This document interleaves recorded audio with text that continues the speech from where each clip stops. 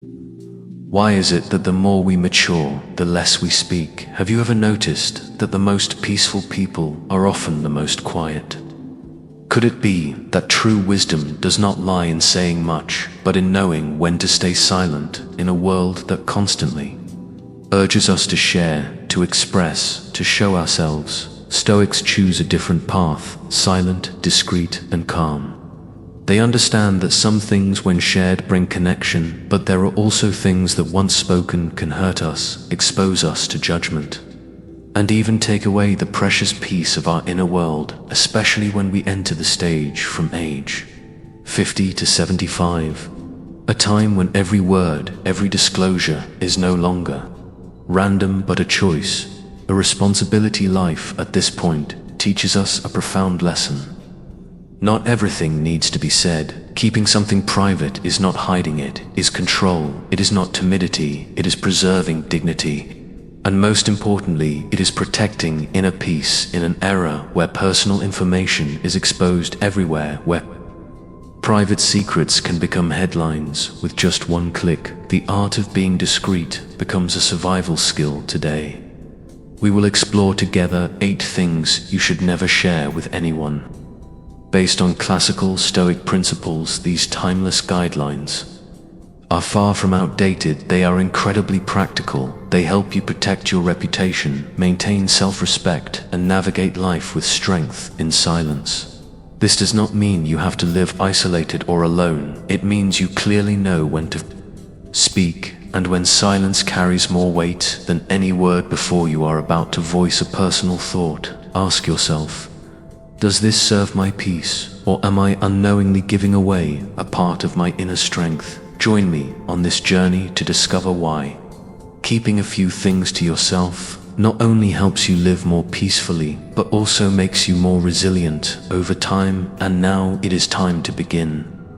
But first, there is one seemingly harmless thing that many people often share, that is your age. So, why is age something you should keep private?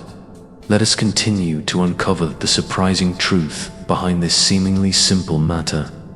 In the previous part, we saw why keeping your age private is a wise choice, not out of embarrassment, but to avoid being bound by invisible prejudices. And now we will dive deeper. What really happens when others know your age?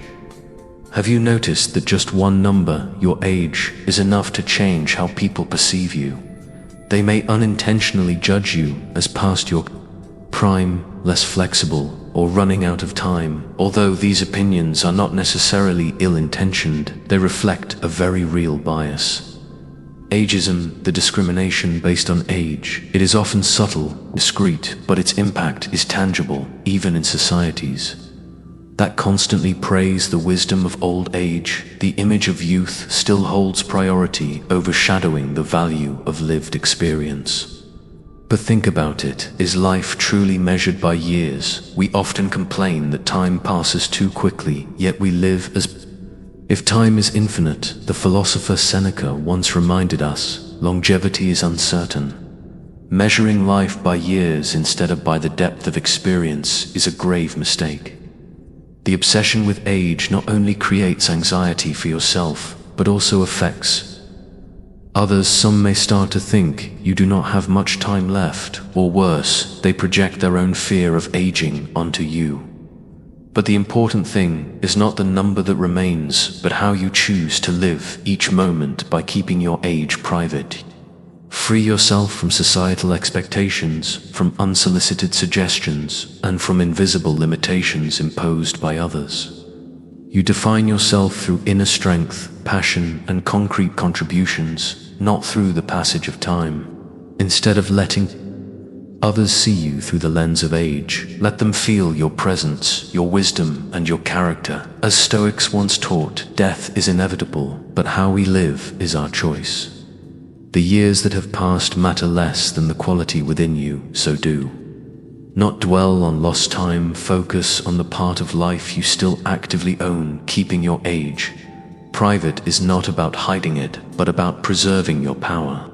Because life is not measured by the number of years lived, but by how you lived each of those years, and now that we understand why keeping your age private is a form of wisdom, let us move on to another equally delicate topic: personal finances. In the previous part, we explored why keeping your personal finances private not only helps protect your freedom and dignity, but also keeps relationships healthy and sincerely. And now we continue to delve deeper into a very personal space where sometimes silence is the most noble thing, family. But first, let us recall a Stoic reminder: it is not the man who has too little who is poor, but the one who never feels he has enough. Seneca. Your value does not lie in the balance of your bank account. It lies in your character, in your lifestyle, in the choices you steadfastly pursue, whether your finances are secure or still uncertain. Keeping money matters private helps protect your dignity, autonomy, and most importantly, prevents others from defining you by a number. Have you ever noticed the fewer people know about your financial situation, the freer you are to live authentically without being bound by expectations, scrutiny, or external calculations? In a world where everyone checks on each other's wallets, silence is sometimes the most enduring form of quiet strength. There is an old saying: money talks, but wealth whispers. Let your prosperity, whether abundant or modest, be your own story. No need for display, no need for validation. In silence, you will find true peace, and from private matters, like finances, we move to an even more intimate space. Family. Marcus Aurelius once said, "Be tolerant with others and strict with yourself." Family, the final refuge in moments of vulnerability, is both a powerful source of strength and the place that most tests our patience and compassion. Because in every family there are always intertwined, complex relationships between parents, children, siblings, relatives, love, sacrifice, joy, but also inevitable misunderstandings, pain, or unspoken wounds. That is why the wise understand not everything about family should be shared with outsiders. Why? Because once trust is broken, it is hard to repair. When you speak of internal conflicts to outsiders, they cannot fully grasp the context, the history, and the depth of your family. Well-meaning advice. Judgmental looks can turn a healing wound into a lasting scar. You may feel relieved when sharing outwardly, but you may also be placing your family's privacy into the hands of someone unrelated. Some wounds should be handled with honesty, but within a private setting, with empathy, not by turning them into public topics. Stoics always remind us we cannot control others' words, but we can control our reactions. We have 2 ears and 1 mouth, so that we may listen more than we speak. Silence, in many cases, is the path to wisdom and peacekeeping. Family matters private is not about hiding pain, it is about addressing it with maturity. Not exposing does not mean not resolving, it means resolving it with respect through sincere dialogue, not through words that add more wounds. When we preserve the sanctity of the home, we create a space where healing can occur, where relationships can grow without the weight of outside judgment. Respecting family is sometimes not about defending it with words, but about honoring it with silence. In a world driven by oversharing, discretion becomes the noblest act. And now, after reflecting on family issues, we touch upon another sensitive yet often overlooked aspect: the matter of failure. After discussing the need to safeguard family secrets to protect trust, dignity, and the capacity to heal, we now turn to another deeply personal matter: health. And once again, timely silence is a profound expression of wisdom. Marcus Aurelius once wrote, "You have power over your mind, not outside events. Realize this, and you will find strength." Indeed, in the modern world, health is a topic discussed everywhere, from television and social media to everyday gatherings. However, this does not mean your personal medical history needs to be widely shared. Why? Because health is deeply private. From the age of 50 onward, health becomes one of life's top priorities. The body begins to change, recovery slows, and many face chronic illnesses, dependence on medication or prolonged treatments. Even then, choosing to keep health details private remains a wise decision. The reason is that once you disclose illness, others may start to see you through the lens of that disease instead of as a whole person. Stories of life experience, wisdom, or deep understanding can quickly be replaced by sympathetic conversations, talks about medication, or even pitiful glances. You are not just a patient. You are a person with a proud life journey with your own skills, experiences, and values. Not to mention, sharing illness often leads to another side effect. Unsolicited advice. Friends, acquaintances, even with good intentions, may offer all kinds of suggestions, from folk remedies, strict diets, to miracle therapies, lacking scientific basis.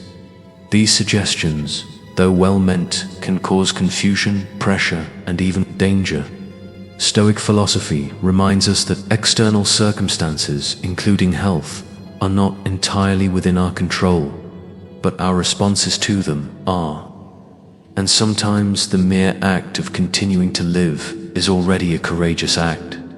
A deeper reason to keep health private is to protect peace of mind. When others know too much about your condition, you may face a range of unnecessary emotions: worried, looks, pity, or even distance. Some may assume you are weaker than you truly are.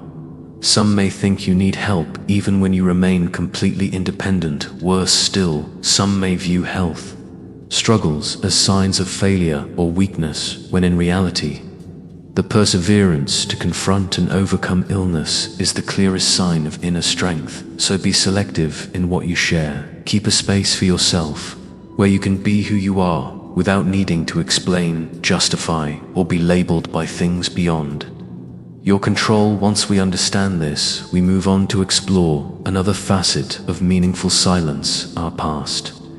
In the previous section, we acknowledged that keeping health conditions private does not mean living in isolation, but rather a way to protect inner peace, avoiding unnecessary pity or judgment. And when you stay silent at the right time, you remain the author of your life story.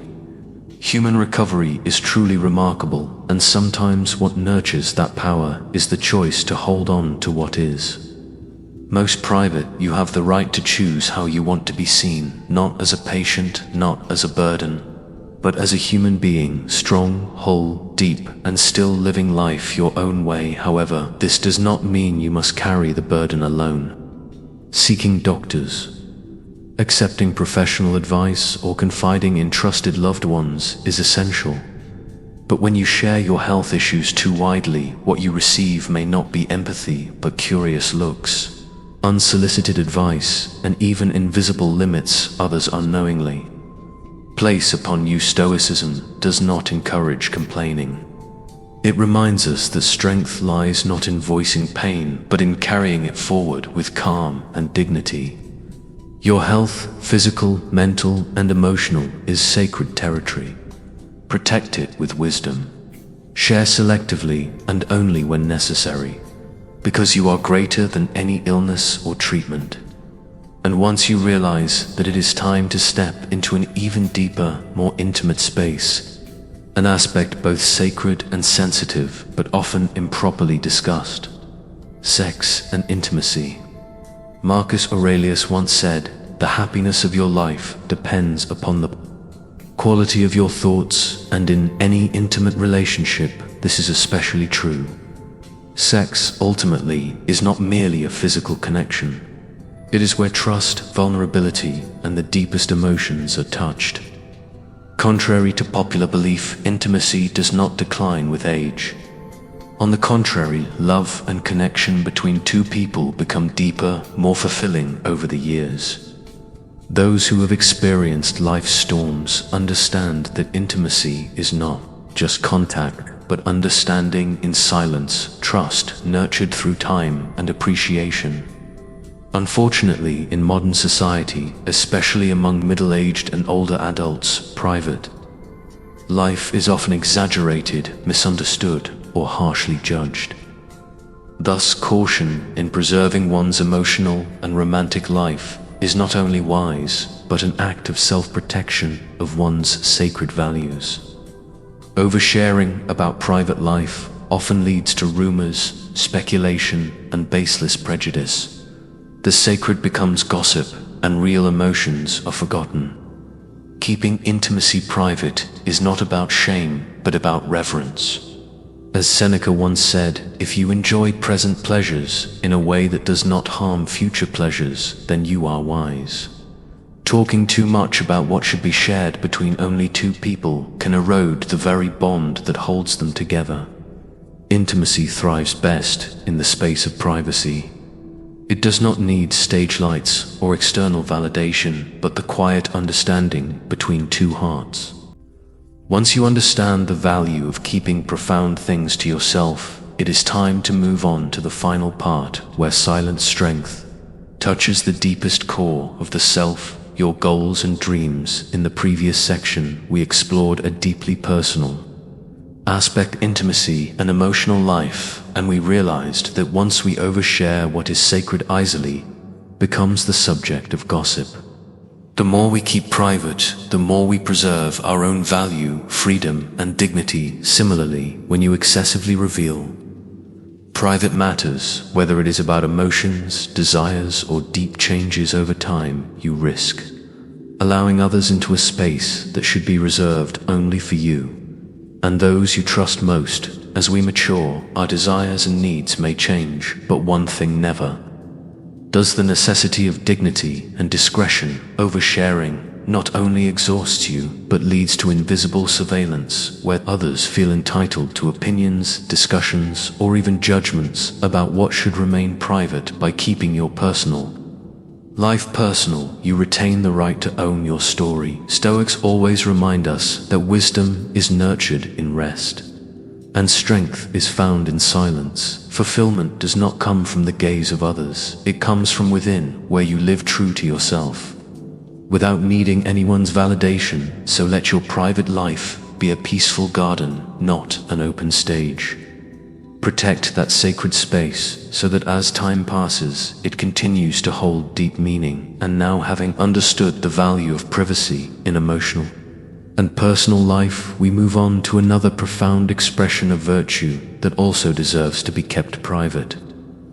Charity. Marcus Aurelius once said, "Do not waste the rest of your life worrying about what others think.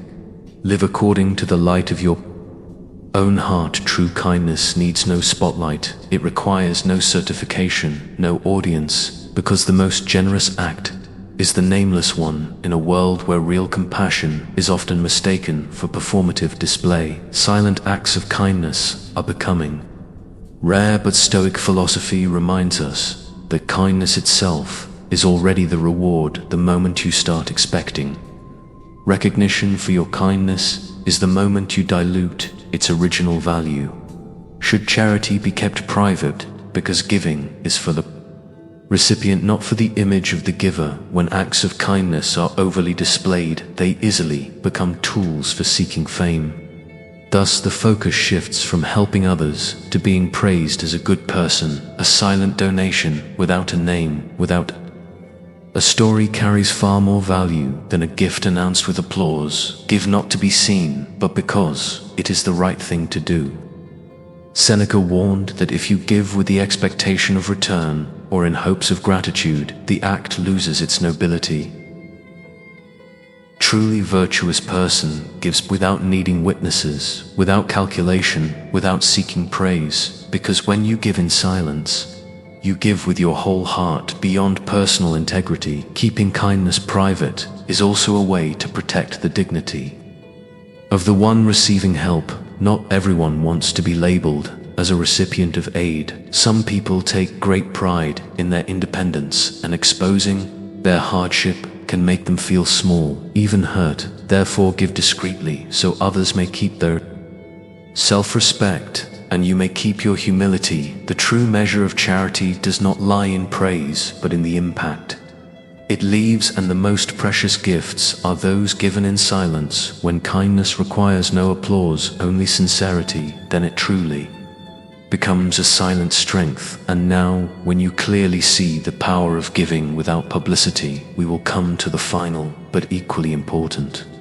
matter: personal dreams and goals. After passing through kindness, where silent giving becomes a noble strength, we now touch on another value equally worth preserving: honor. For like charity, honor does not need applause, but requires perseverance and quiet integrity. The Stoic philosophers once said, true wealth lies not in material possessions, but in how you use your time and resources. And of all the things you can give, let generosity reflect your character, not a performance for the world to admire. That is also how honor is formed, not from words, not from titles, but from actions cultivated over the years with discipline, integrity, and silent strength. When reaching the age of 50, 60, many of us may have achieved proud milestones, raising children into good people, building a solid career, contributing to the community. But Stoic philosophy offers a strong reminder: true honor does not need to be proclaimed in a world increasingly obsessed with recognition. Where people race to share their personal achievements, the act of keeping part of oneself silent is a sign of depth, because the more we seek applause, the more we unintentionally weaken the very respect we wish to preserve. Honor is like a flame. When steady, it shines brightly, but if fanned too much by expectations and external attention, it can flicker and fade. Seneca once warned, when you rely too heavily on approval from others, it reflects an unsettled inner self. If your self-worth is tied to admiration from the outside, it is no longer true value, but merely borrowed, and borrowed things are always fragile. That is why the Stoic path chooses another way: quiet confidence. They do not flaunt success, do not demand recognition, they let actions speak. Their legacy is not attached to a wall of fame, but lies in the impact they leave on life. Have you ever noticed, when someone keeps talking about their achievements, it not only tires the ears, but also creates distance? Listeners may develop envy, doubt, or feel inferior. Someone who repeatedly brings up their success over time will no longer be seen as respectable. But as boastful respect cannot be forced, it is only given by those who can feel your virtue. Therefore, keep a few aspects of your life private: your achievements, your contributions, and even your personal victories, not to hide them, but to protect dignity, not to make them smaller, but so others can see you as the person you are, not just through what you have done. In the end, the truly honorable person is not the one who proclaims their greatness, but the one who quietly carries it with dignity and humility. Because honor is not a performance, but a way of life. And when you understand that keeping honor is also an art of silence, now we arrive at the final thing that must be protected in silence: personal dreams and goals. In the previous part, we spoke about honor, a value that does not need to be preached, just lived rightly and upheld in silence. And now, as we come to the final part of this journey, we touch upon what might hurt us the most, but is also the place that makes us strongest: the insults and wounds of the past. In this life, no one can avoid being insulted, misunderstood, criticized, or even deliberately demeaned. Moments of humiliation, whether public or quiet, are almost inevitable. But the question is not whether it happens, but whether we carry it forever, or let go and move on. Stoic philosophy teaches that if someone can provoke you, it means your mind is complicit in that provocation. When we repeat the hurtful words, we are allowing the one who spoke them to live on in our mind. We turn a passing insult into a burden that lasts a lifetime. But why let someone else's careless words decide your inner peace? True strength lies in letting go. When you refuse to let past insults define you, you reclaim the mastery of your mind, a place no one can invade unless you permit it. Marcus Aurelius once said, "We cannot control everything that happens, but we can fully control how we respond to it." And indeed, forgiveness in the Stoic spirit does not mean justifying wrongdoing. It means liberating yourself from the control of the past. When we retell our painful stories, even to seek empathy, each time we reopen the same wound. Others may sympathize, but they cannot remove the pain for us. Only we can choose to close it. Remember, keeping personal wounds to yourself is not weakness. On the contrary, it is a powerful act. It gives you the space to heal in silence, untainted by gossip or misplaced pity. Because carrying anger is tying yourself to the one who wronged you. Letting go is reclaiming your freedom. And then, as you continue your life journey, always remember, wisdom lies not in what we know, but in what we choose to keep silent. Silence is not a sign of weakness, but a reflection of depth and inner strength. The 8 things you should keep to yourself from age, finances, family, health, private life, charity, honor, to deep wounds, are not just to avoid trouble, but to protect your peace, dignity, and autonomy in an increasingly noisy world. If what was shared in this video resonated with you, please leave a comment. Just write one if you feel connected. Or do not hesitate to share your own thoughts, because your voice matters. And if you believe in the value of inner strength and quiet wisdom, please like this video, subscribe to the channel, and continue walking with us. We will share more about Stoic philosophy and timeless life lessons. Stay mindful, resilient, and remember, true strength always comes from within. See you in the next video, where we will continue to explore more ways to live more deeply and steadfastly each day.